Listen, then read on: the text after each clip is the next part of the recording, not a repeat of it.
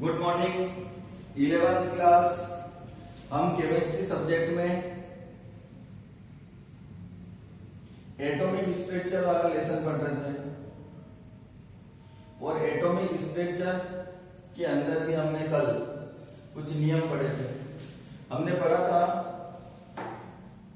De Broglie संबंध, de Broglie relation, de Broglie समीकरण। तो लास्ट में क्या आया था इसमें कि H बराबर लेमडा बराबर H अपॉन P आया था।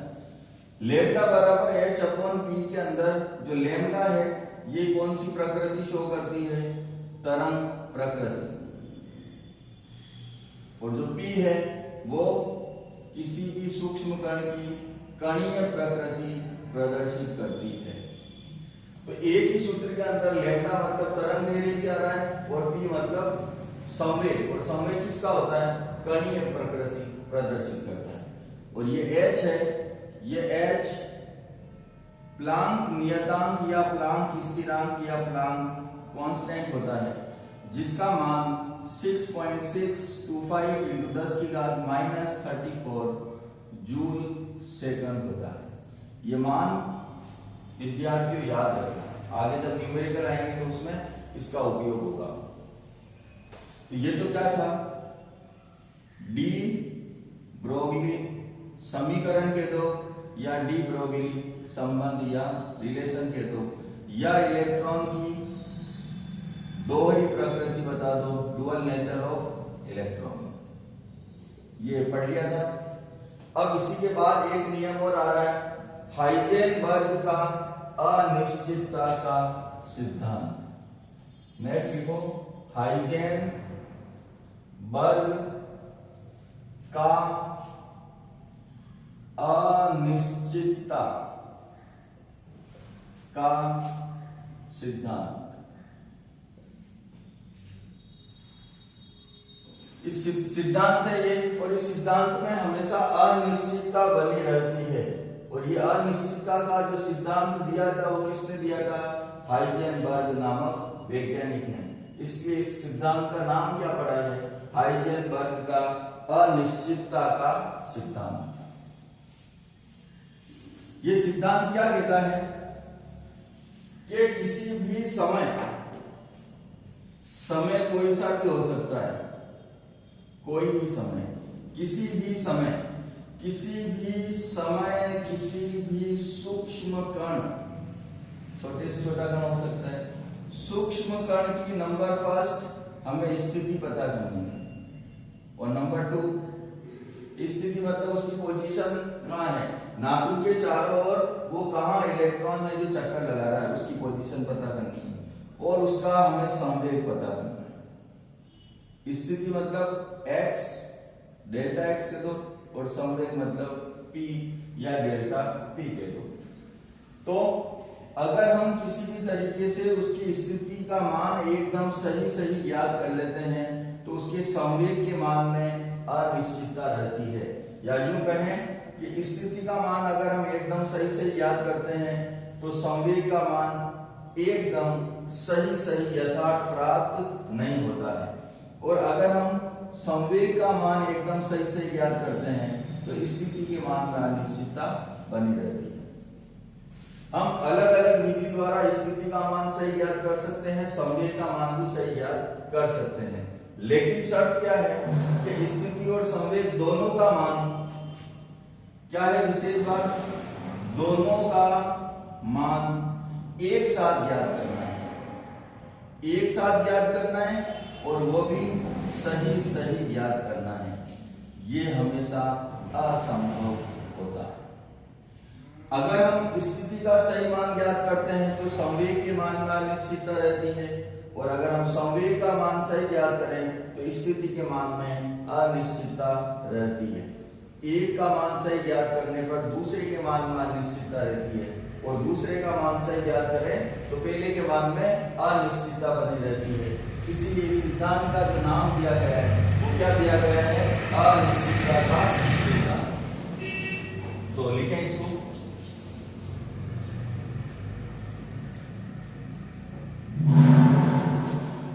इस सिद्धांत के अनुसार यदि किसी सूक्ष्म कण की स्थिति व संवेग दोनों का एक साथ सही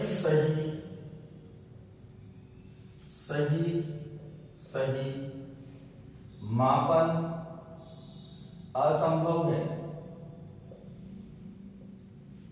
यदि स्थिति का सही मान ज्ञात करते हैं तो संवेग के मान में अनिश्चितता रहती है और संवेग का मान सही ज्ञात करते हैं और संवेग का मान सही ज्ञात करते हैं तो स्थिति के मान में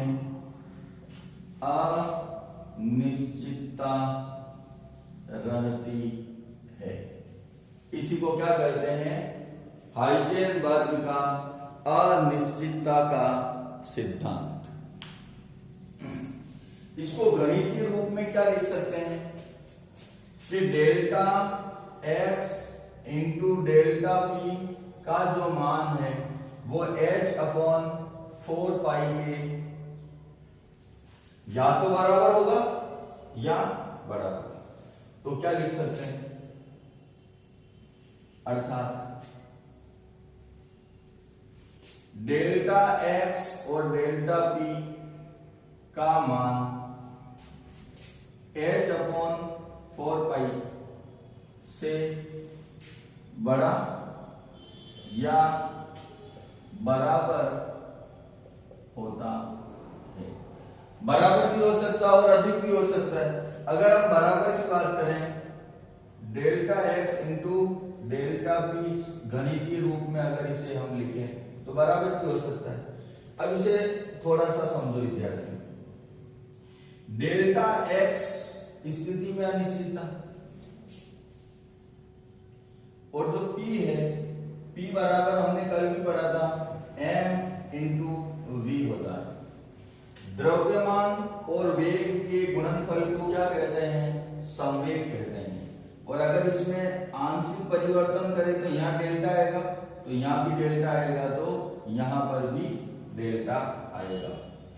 लेकिन ध्यान देने योग्य बात यह है कि नाभिक के चारों ओर अगर कोई इलेक्ट्रॉन चक्कर लगा रहा है तो ये इलेक्ट्रॉन यहाँ है, तो इसका द्रव्यमान कितना है? m।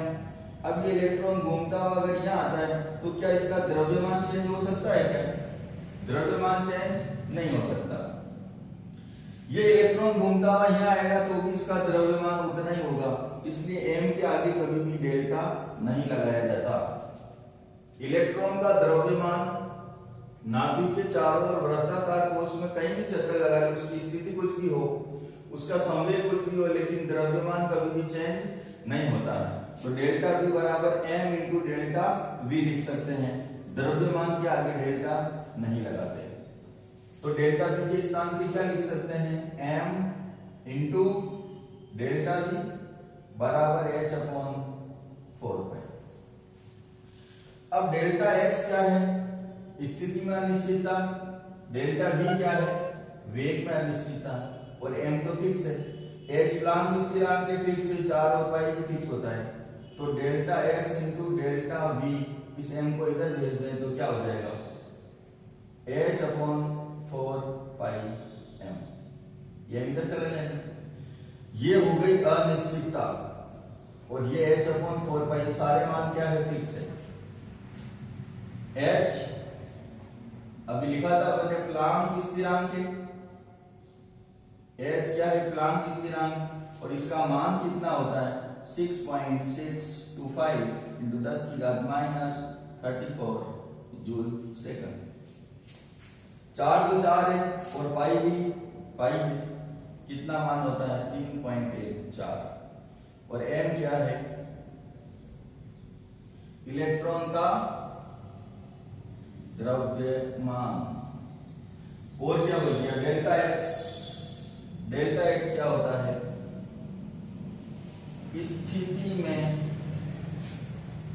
अनिश्चितता और डेल्टा बी वेग में अनिश्चितता।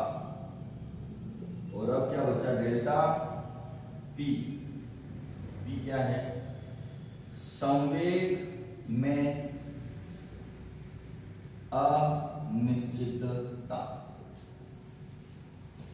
तो ये नियम हुआ अपना कौन सा हाइजेनबर्ग का अनिश्चितता का सिद्धांत। क्या कहता है ये नियम कि सिद्धांत के अनुसार किसी भी समय किसी सूक्ष्म कण की स्थिति व संवेग दोनों का मान एक साथ सही ज्ञात करना असंभव है।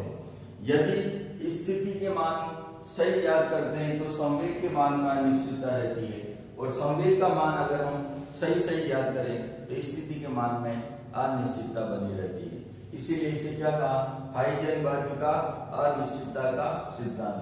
और जो इक्वेशन है वो क्या है delta x into delta P का जो मान है वो h/4 से अधिक भी हो सकता है और बराबर भी हो सकता है। इस समीकरण को याद रखना है। इस समीकरण की सहायता से न्यूमेरिकल हल होते हैं।